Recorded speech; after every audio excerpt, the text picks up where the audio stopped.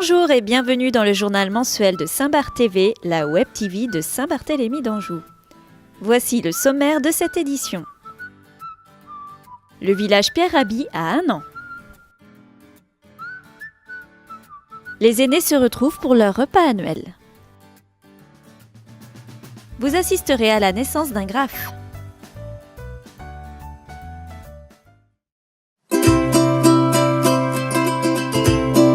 Aujourd'hui, ce sont les 1 an du village Pierre Rabhi.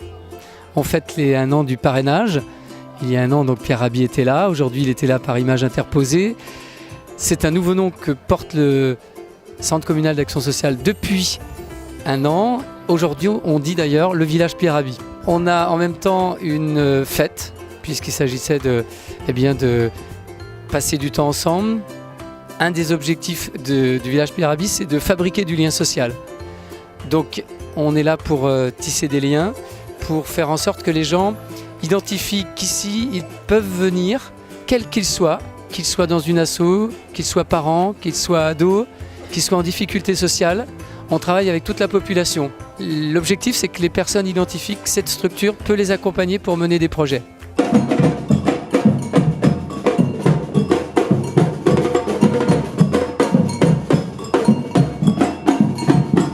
On n'est pas dans une démarche où seuls les élus portent, c'est avec des regards croisés, des énergies diverses, eh bien on crée une dynamique qu'on porte ensemble et qu'on traduit concrètement avec des actions. Plus on associe les habitants ou ceux vers qui sont destinés les projets, et mieux on sera en mesure de répondre aux besoins. Voilà ce qu'on y trouve dans cette boutique avec une équipe d'une quinzaine d'agents, 15 agents exactement, avec différents métiers pour répondre et accueillir tous les Bartholoméens et Bartholoméennes qui poussent la porte.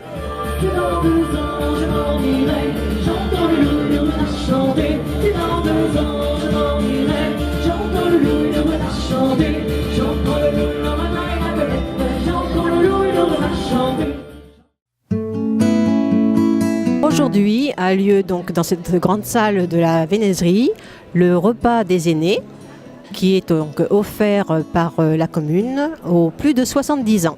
Nous avons donc 283 personnes et 26 personnes de bon air.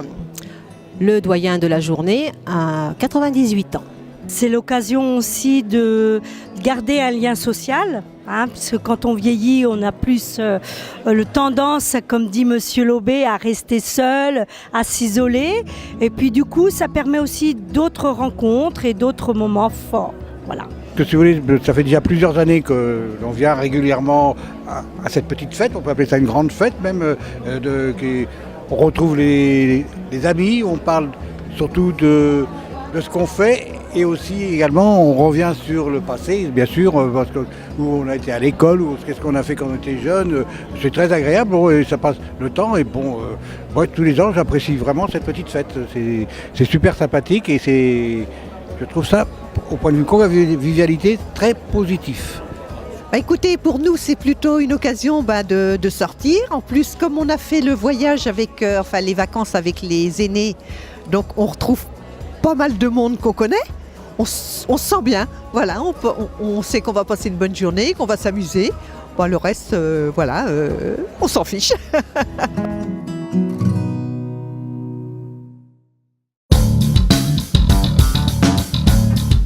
Aujourd'hui, on est hors les murs de la médiathèque, on est à l'entrée de la médiathèque avec Elliot Jolivet, donc du collectif C'est là, donc c'est un collectif nantais qui nous réalise un graphe en direct.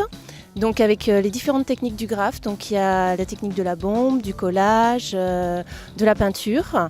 Donc la réalisation elle a lieu tout l'après-midi de 14h à 17h et les gens peuvent venir voir un graphe réalisé en direct sur un panneau. J'ai été invité pour réaliser une fresque et donc vu qu'on est dans un lieu qui est une bibliothèque, j'ai voulu au niveau du thème, vu que j'étais libre, j'ai voulu quand même traiter de quelque chose qui soit en rapport. Et donc ce que j'essaie de faire, c'est de questionner autour de la transition numérique du livre. Et donc de son passage au format papier vers le numérique, vers Internet. Et donc pour ça, en fait, là, ce qu'on voit, toutes ces petites bulles, c'est ce qui va représenter, on va dire, le contenu des livres, donc voilà, l'histoire ou le savoir que ça contient, et de montrer en fait via une intervention en fait en collage que je vais réaliser après, que en fait le support vient se calquer pour voilà, enrober tout ça, mais que au final, même s'il change, le contenu reste inaltéré, quoi. Donc ce panneau ensuite on le retrouvera lors de l'exposition Rue à la médiathèque qui aura lieu du 5 novembre jusqu'au 31 décembre.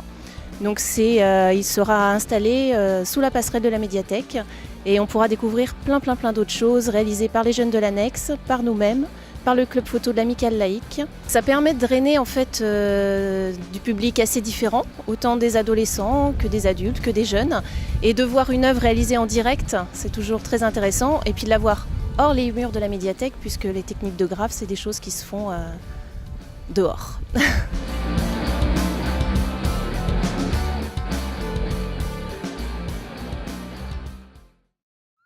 Et pour conclure cette édition, les événements à ne pas manquer.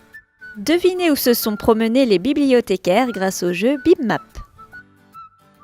Trouvez des pistes pour parler de l'actualité violente à vos enfants le 9 novembre à 20h au village Pierre Rabhi. Jacques Livnet chantera des histoires de rue jeudi 10 novembre à 20h30 à la médiathèque.